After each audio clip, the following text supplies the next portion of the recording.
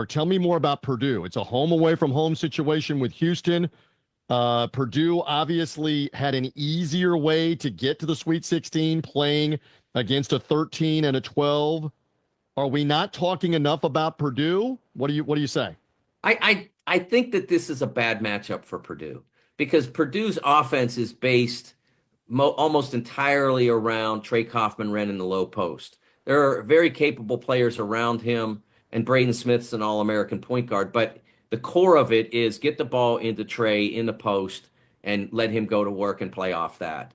And most of the time, such a fantastic low post player with his touch, and he's got some of the best footwork that I've seen in my 4 decades of covering Mm. college basketball. But I don't know that I've ever seen a low post defense that didn't include Kenyon Martin that can destroy a low post offense like this Houston team can. I mean, I watched JT Toppin, who was an All-American for the Sporting News, a second teamer, I believe. I watched JT Toppin just basically, I'm not going in there anymore.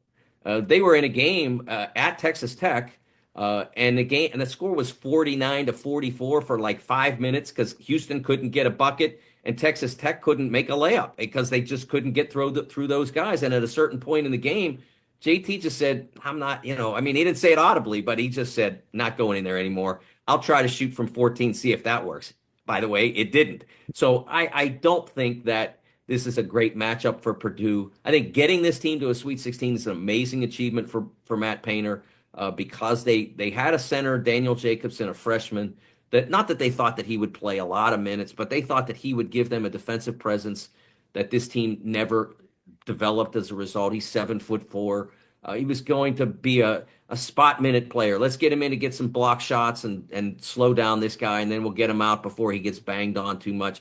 But they didn't get to have him basically at all, and they still got to the Sweet 16.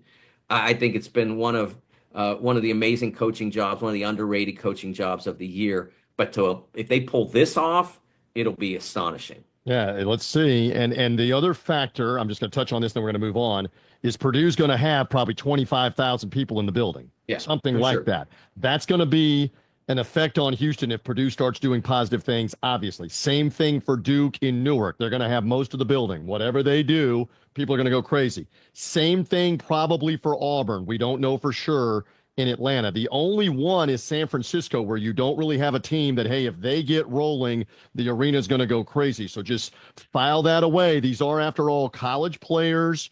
The intensity, the emotion, the crowd, I think affects it much more than the pros. Just I'm saying that. Quick comment from you. File that away. Could be worth Yeah, something. and interesting. Arkansas is maybe the lowest seed left.